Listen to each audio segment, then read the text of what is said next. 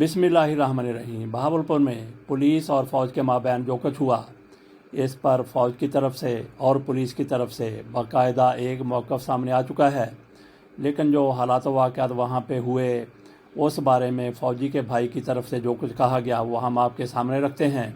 और यह हमने रिकॉर्डिंग ली है मेरा इश्क पाकिस्तान से।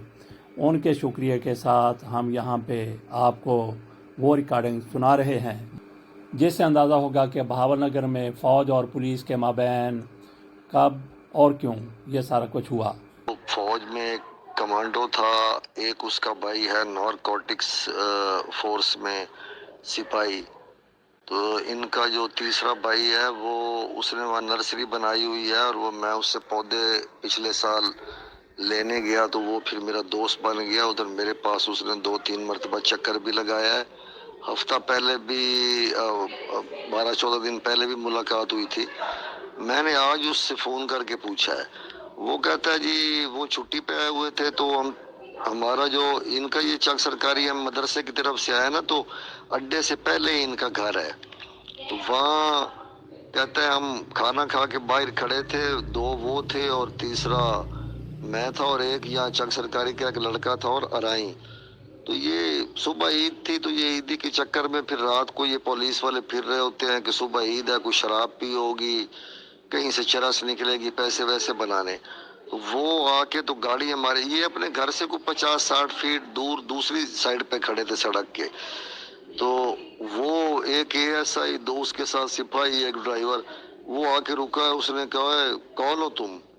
तो वो जो फौजी था उसने कहा तुम कौन हो? तो उसने कहा है तलाशी दो। उसने आगे से गाली निकाली माँ, और वो कहता है कि हम चुप करके वहां से अपने घर की तरफ आ गया है, और वो गाड़ी आगे लेके चला गया है। वहां से उसने कॉल की है अपने एसएचओ को कि ऐसे ऐसे वो थे 3-4 ये लड़के, तो ये उन्होंने किया है। तो उसने कहा पकड़ो उनको। तो वो और एक सिपाही जो है उसके अंदर जा घर में घुसे। आगे वो 4 भाई थे, उन्होंने फिर पकड़ लिया उनको फिर उन्होंने मार मार के दुम्बा बनाया है। और फिर वो एएसआई जो है वो वहां से निकल गया। वो कहते हैं हमने खुद ही मौका दिया कि निकल जाए, तो वो एएसआई निकल गया है। तो बाद में हमने सिपाही को कहा चलो तू ही भाग जा। तो एएसआई वहां से निकला है, और वो गाड़ी वाला वहां से पहले ही भाग गया था। तो आगे उनका राब्ता हुआ, तो फिर उसने एसएचओ को कहा वो मैं तो भाग गया हूँ, उन्होंने बड़ा मारा है, और वो दूसरा अंदर ही है, उसको भी मार रहे हैं, पता नहीं जिंदा है या मर गया है। उन्होंने डीएसपी से बात की, वो परवेज जतोई से। तो उसने इलीट वालों को, चिश्तिया वालों को कहा कि जल्दी पहुंचो। तो वो एसएचओ भी आ गया और इलीट भी आ गई। तो वो इलीट वाला जो है वो ना एसएचओ है वो गया है अंदर। तो उसने कहा हमारा बंदा किधर है? उन्होंने कहा यार वो भी भाग गया था, उसको भी हमने छोड़ दिया था। उसने कहा नहीं नहीं बंदा इधर ही है, तुमने मारा है। और आगे जब तू मैं हुई तो वहां फिर लड़ाई हो गई। उतनी देर में वो जट कहता है बाजवा कि वो हमारे 3-4 कसम साथ और उनके 2-3 डेरे हैं वो भी आए बैठे थे। तो इन्होंने फिर मारा पुलिस वालों को, और इलीट वाले भी वहां से दौड़ गए, और एसएचओ और फिर वही एएसआई और 2 सिपाही उन्होंने फिर पकड़ लिए। फिर वो उनको छोड़ नहीं रहे थे। फिर डीएसपी आ गया मौके पे। डीएसपी ने हालात देखे तो डीएसपी ने फिर सलीम शाह को कहा यार इधर से इलेक्शन लड़ते हो तो ये आओ, तुम्हारे वाकिफ हैं तो ये हमारे बंदे ले दो। वो गया तो उसने उनकी कोई मिन्नतें शिनते की हैं कि छोड़ दो, पुलिस से लड़ाई अच्छी नहीं है, तो हमारी सुलह है, कुछ नहीं। उन्होंने छोड़ दिया। तो फिर वो आए 2 घंटे के बाद कुछ 30-40 वाले पुलिस वाले लेके, और अंदर आते ही अंधाधुंध उनकी औरतों को भी मार मार के उनको भी मारा है, और पकड़ के ले गए थाने। वहां जाके उन्होंने फिर थाने उनको फिर मारा है।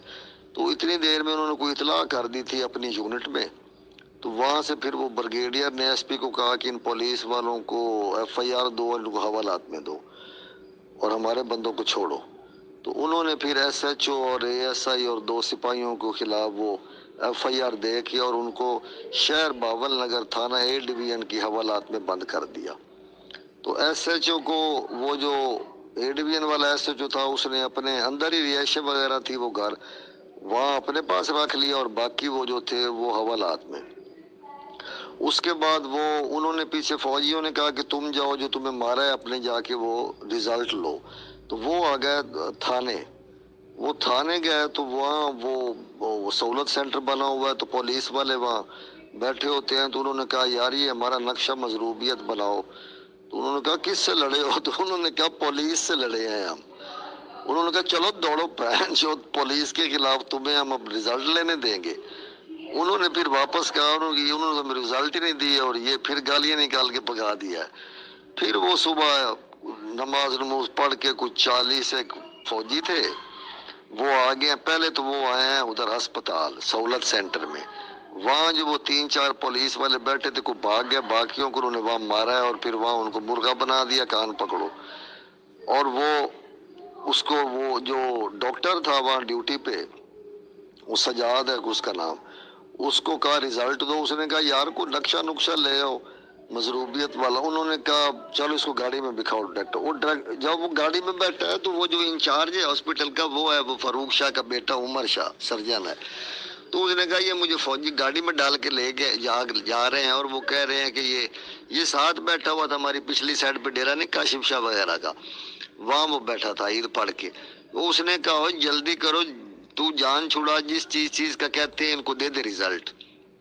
وہ پھر ان کو پسلیاں ٹوٹنے کے 2-3 آدمیوں کو رزلٹ انہوں نے لیے ہیں، اور پھر وہاں سے آگے ہیں وہ تھانہ اے ڈویژن.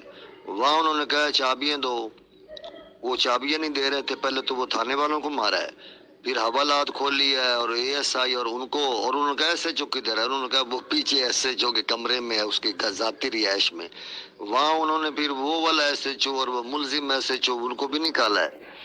پھر انہوں نے وہاں اس کو مارا ہے، ان کو بڑا 4 گھنٹے تک مارتے رہے ہیں. نہ کوئی پولیس ادھر آئی ہے، نہ کسی کو جرات. تھانہ انہوں نے بند کر دیا، اور مار کے. اور سنا ہے دونوں ایس ایچ او جو ہیں ان کو 2 گھنٹے انہوں نے کان بھی پکڑائی رکھے ہیں، بڑا مارا ہے. ان کے بیچاروں کے خون شون نکلے ہوئے ویڈیوز تم نے دیکھی ہیں. پھر وہ وہاں سے گئے ڈی ایس پی کو پکڑو، وہ پرویز جتوئی کو. وہ سمجھدار تھا، وہ تو بھاگ بھوگ گیا. وہ لائن پولیس میں بھی گئے ہیں یہ فوجی سارے. اس کے بعد پھر یہ واپس چلے گئے. یہ ہے اصل سٹوری.